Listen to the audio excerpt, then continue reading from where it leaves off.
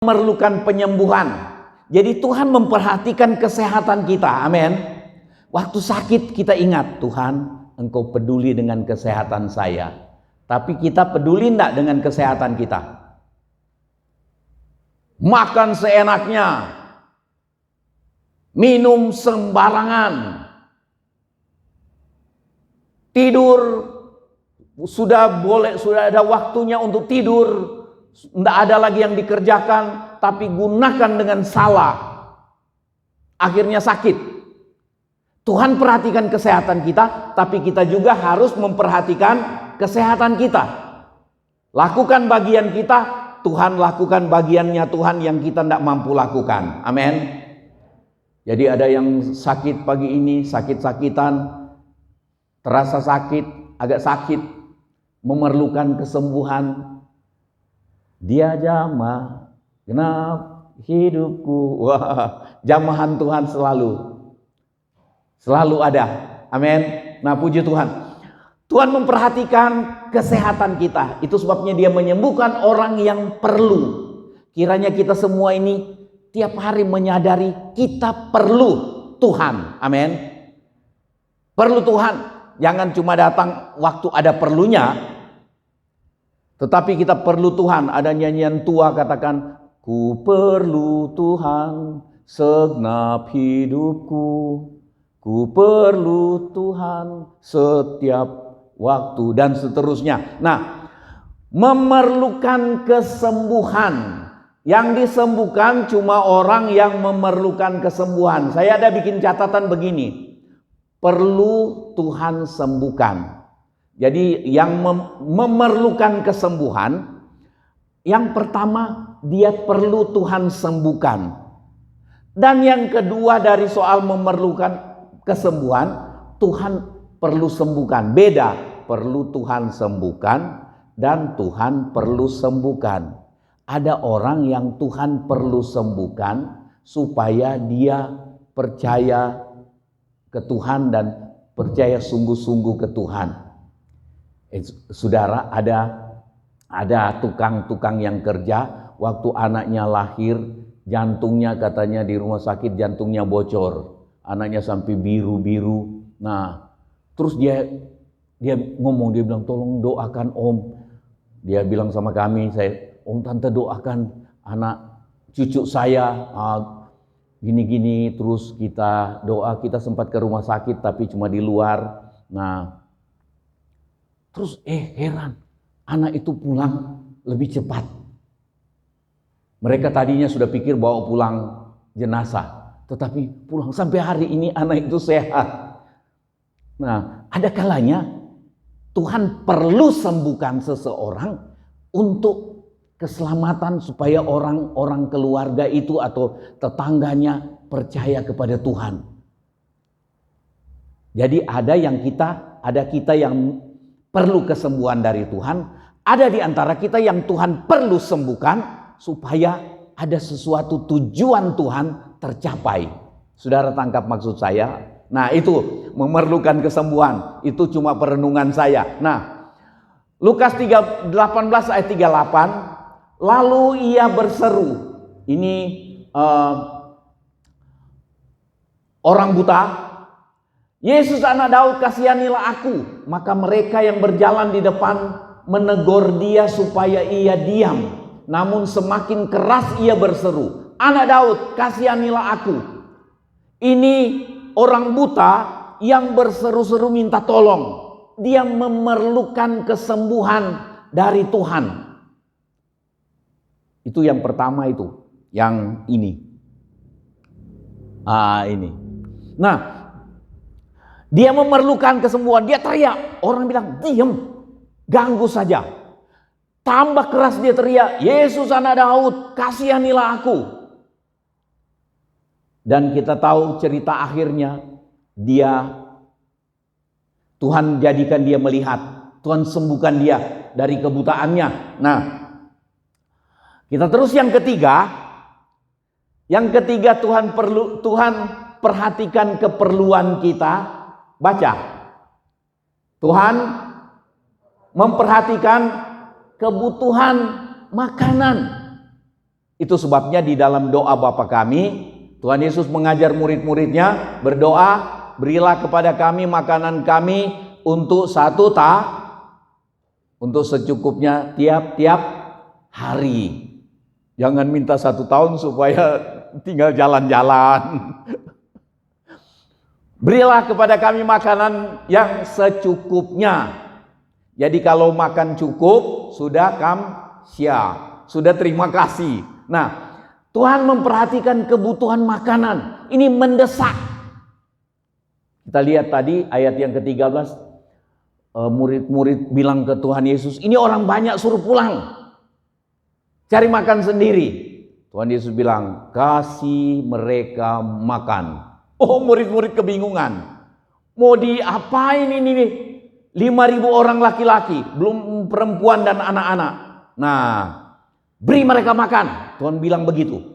Karena di dalam Injil Yohanes dikatakan Tuhan Yesus tahu dia apa yang harus dia buat untuk memberi makan 5.000 orang laki-laki, belum termasuk perempuan dan anak-anak. Jadi kira-kira 15-an ribu orang lah. Kalau di total mungkin sekitar 10 ribu sampai 15.000 orang. Nah, makan. Tadi kita sudah baca, makan sampai kenyang. Makan sampai kenyang. Sampai ada sisa.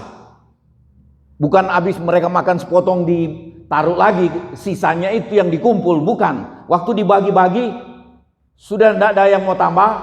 Nah, sudah banyak sisa. Sisanya 12 bakul, 12 keranjang. Nah, Tuhan memperhatikan kebutuhan makanan kita secara jasmani. Jadi begini, dengar baik-baik ini. Orang yang datang kepada Tuhan, yang pertama kali Tuhan penuhi kebutuhannya adalah soal kerajaan Allah, soal keselamatan. Kemudian Tuhan perhatikan yang kedua apa? Kesehatan.